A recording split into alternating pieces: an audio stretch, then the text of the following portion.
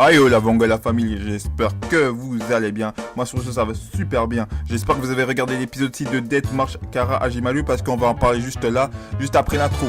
Mais comme on est sapé comme jamais, là je vais faire la présentation avec le costard, c'est parti.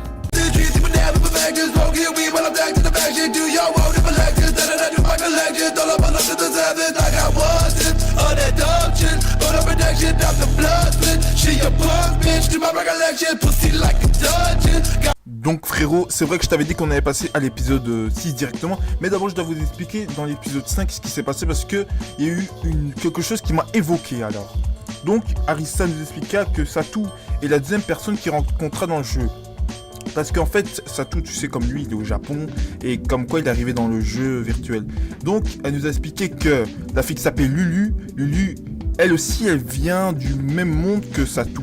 Elle a été invoquée ou réincarnée. Elle nous a expliqué que soit Satou, il a été réincarné, soit il a été invoqué. Mais Satou ne sait pas comment il a été invoqué, ou toi, il sait pas s'il est réincarné, ou mort.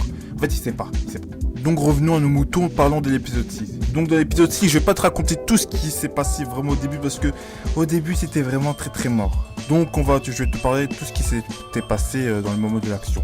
Donc dans le moment de l'action vers la ville, il y avait des insectes géants, tu vois, il au moins, il y avait une centaine frérot, il y avait une centaine d'insectes là, tu vois, ils ont pris au calme, tu vois. Mais tu vois Satou, tu vois, franchement, depuis qu'il est passé niveau 310, je vois que ce mec, en fait, rien peut lui résister. Le mec, c'est Superman. Le mec, franchement, moi, je me pose des questions. Tu vois, il peut te démonter comme ça juste avec toi. Il prend un caillou, c'est bon. Il le démonte, c'est bon.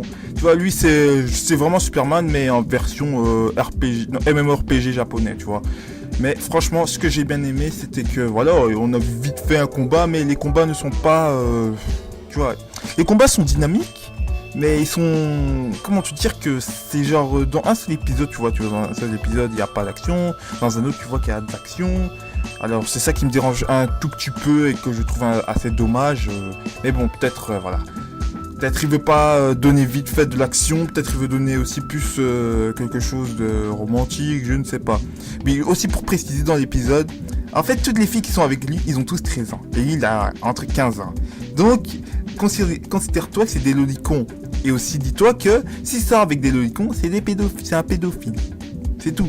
C'est lui-même qui l'a dit. Donc, ça, c'est juste pour te dire questionnement. Voilà, c'est vraiment ce qu'il a dit. Plus tard dans la journée, Satou va dans une ruelle et voit qu'il y a des spectres qui commencent à agresser un vieux monsieur. Alors au début moi je me disais ouais peut-être il va se battre, mais il s'est battu, mais il les a dégommés trop facilement. Tu vois, Satou il est très rapide, mais de ces façons, en même temps il est niveau 310. Alors la personne qui est allongée dans le fond, en fait c'est un espèce de soldat, ou je sais pas, on dirait que c'était un rat comme ça. C'est un rat, et en fait sa mission c'était de protéger une fille qui était dans un sac. La fille qui était dans un sac, c'était la princesse elfe, et à la fin elle s'appelle Mia. Donc en gros, dans l'épisode 7, ils vont nous révéler pourquoi elle est là, qu'est-ce qu'elle fait là, tu vois, tout en détail. Parce que moi, je me suis dit, bon, j'ai pas trop compris pourquoi elle était dans un sac, ou pire, pourquoi il la protéger, mais sûrement ils vont nous raconter parce que c'est la reine de quelque chose, ou parce qu'elle a fait ça, parce qu'elle fait ci, parce qu'elle fait cela. Et tout le tralala, tu vois, tu connais les mangas ou les animés, les mangas qui parlent de ça, et qui après ça part toujours en version notre reine en fait c'est la reine la plus puissante, et puis après ils vont partir, mais ça part trop loin, tu vois. Après voilà, je trouve que l'épisode 6 est assez délicat quand même, parce que au début c'était vraiment nul à chier, tu dois le reconnaître. Au début c'était nul à chier, au début il y avait la chorale, j'ai pas trop compris, j'ai pas tenu, je me dis oh tu sais quoi, moi je vais parler que de l'action parce que voilà, c'était pas très voilà, comment t'expliquer, c'est pas très pertinent à parler du début. Vraiment vaut mieux parler de ce qui se passe vraiment dans l'animé. Franchement faut vraiment s'attaquer, tu vois, à ce qui se passe, parce que là tu vois il y a des trucs. Mais après je peux aussi parler des choses au début, mais tu vois ce sera trop mou, tu vois, ça va pas donner un goût frais, tu vois, ça va rien donner en fait. Alors sur ce, voilà, j'espère que t'as regardé l'épisode 6, parce que j'ai pas envie de te spoil, mais si tu l'as pas regardé, tant pis, bah voilà, gros, pas le regarder, je t'avais dit, à la présentation, tu regardes au moins le 5 et le 6.